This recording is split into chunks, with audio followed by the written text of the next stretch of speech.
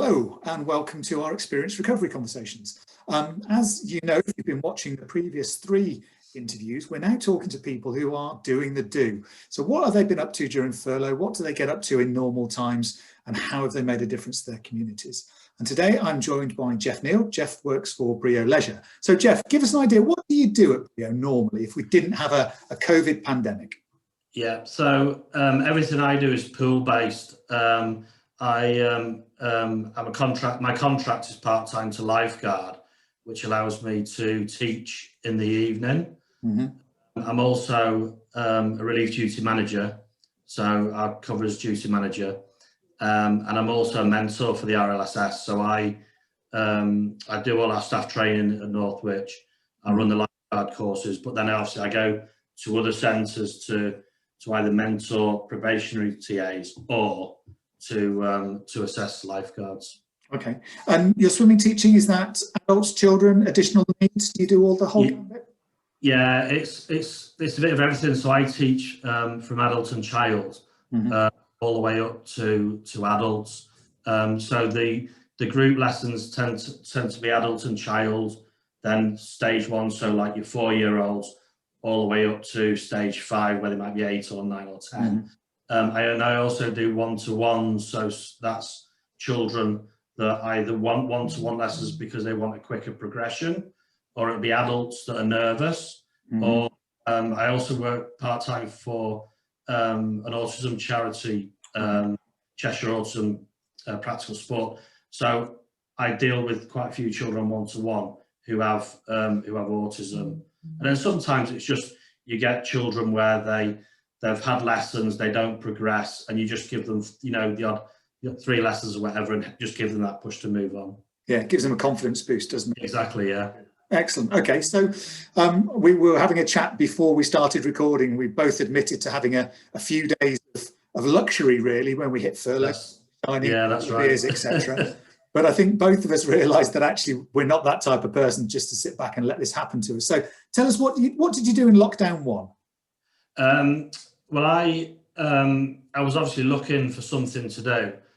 We were in furlough, and then I was lucky enough that I have a really good relationship with my local doctors, and the practice managers there, who I know are involved, manage the Northwich Primary Care Network, and the Northwich Primary Care Network had to set up a COVID hot site at another centre. So what that meant was that because people couldn't go and see their doctor, and everything was done over the phone or through like video consultations, if the surgery felt they needed to see a doctor, then it was a separate site that they could go to. And also, if the surgery thought they had symptoms, it was somewhere to triage them before sending them to hospital. So I got involved with that. I didn't know what it was. I went down there, and it was basically to help out.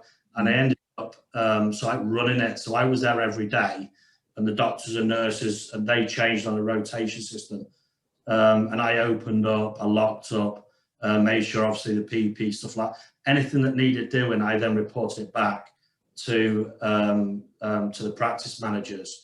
And what they did was they then, would act upon it. So it was just, it was just like the day-to-day running and the background stuff that the doctors and nurses didn't need to deal with. Sure. So I guess your normal day of being a lifeguard, being a swim teacher, and being a duty manager was actually quite useful for that type of role, because if you can run a big leisure centre and be a duty manager, you can run that type of space, I guess.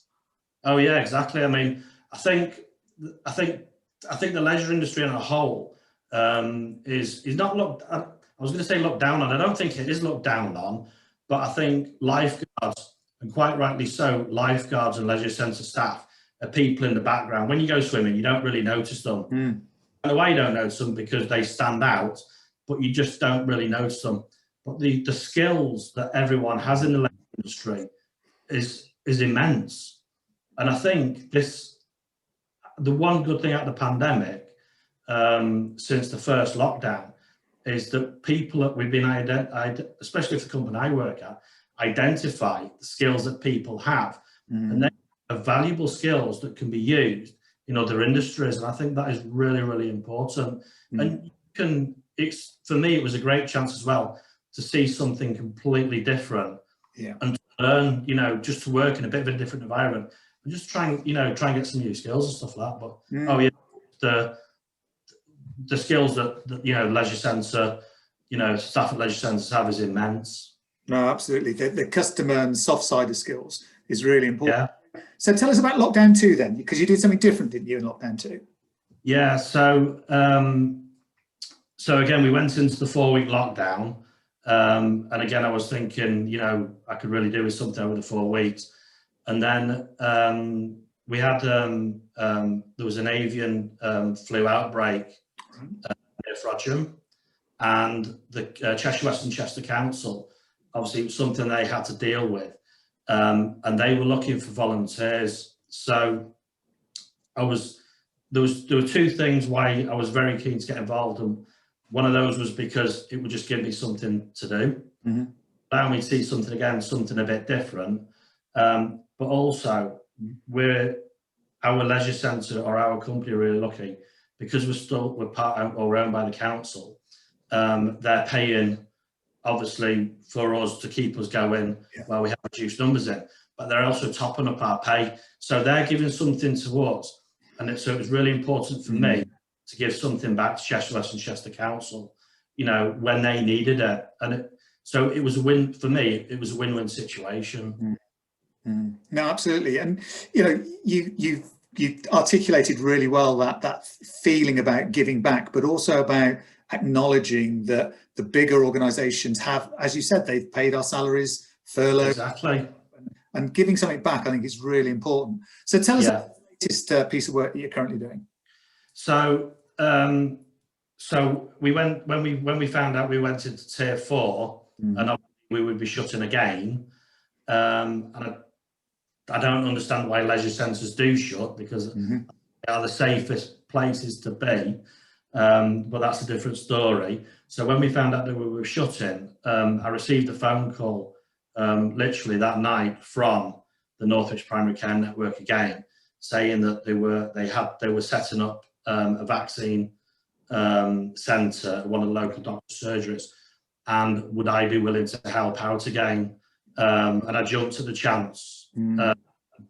So what I do there is, it's from 8 in the morning till 6:30 at night, and I look after the patients once they've had the injection of their vaccine. They need to stay on site for 15 minutes, just so that they know there's no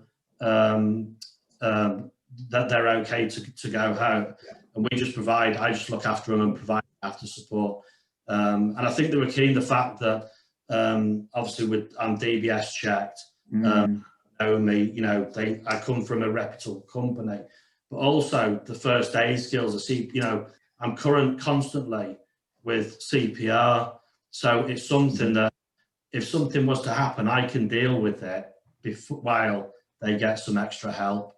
And again, it's what I've learned from doing these things is our company and all other companies is the amount of skills that that leisure centre staff have, whether it's attendants, gym staff, the receptionists, is immense, and the skills are so transferable to other industries.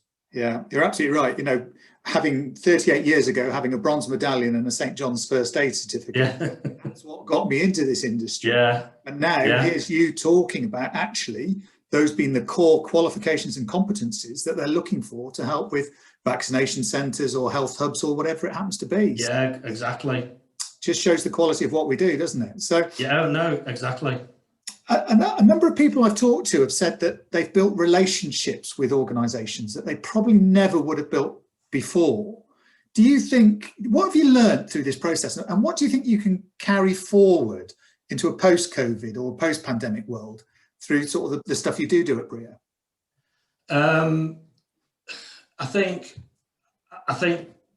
we were very customer focused at Brio, but what happens is that, and I think and I think what happens at leisure centres as a whole is you have your safety rules, which everyone abides by, but you get very customer focused. So some of the non-essential rules tend to slip slightly.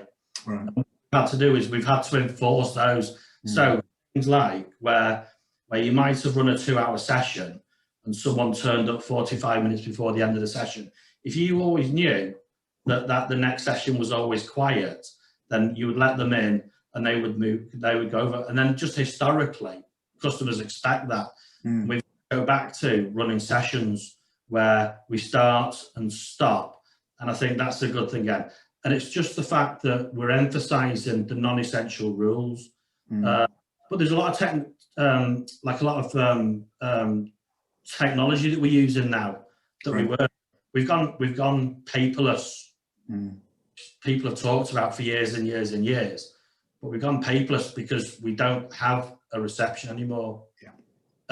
We have, the staff are using tablets, so all our customers can pre-book a session. With swimming, the gym, they've always been able to book classes online, but we've never booked swimming sessions online. People know that if they finish work at, let's say like 6 o'clock, so if you talk about coming out of the pandemic, when we go back to normal, if someone finishes work at 6 o'clock and they know they can be at the leisure centre in 10 minutes, they could book a session to know that they've got a space and come, and it's live. They're not wasting that journey to find out when they get there, I'm really sorry, the session's full. So for me, the technology and the way we're working now is immense. It's and I think that's for me is going to be the biggest change, and the things I hope will carry on forward.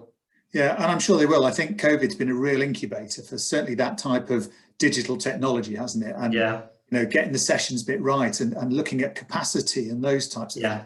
We can understand that. It's been a really interesting conversation, Jeff. Very impressed with all of the work that you've done. It's fantastic. So can I just say thank you very much just for what you've done. So for taking the time to share it with me and hopefully all those people that are going to watch it. So nice to meet you. Thanks for your time. Thanks, and you. And maybe Thank you. Meet for a coffee.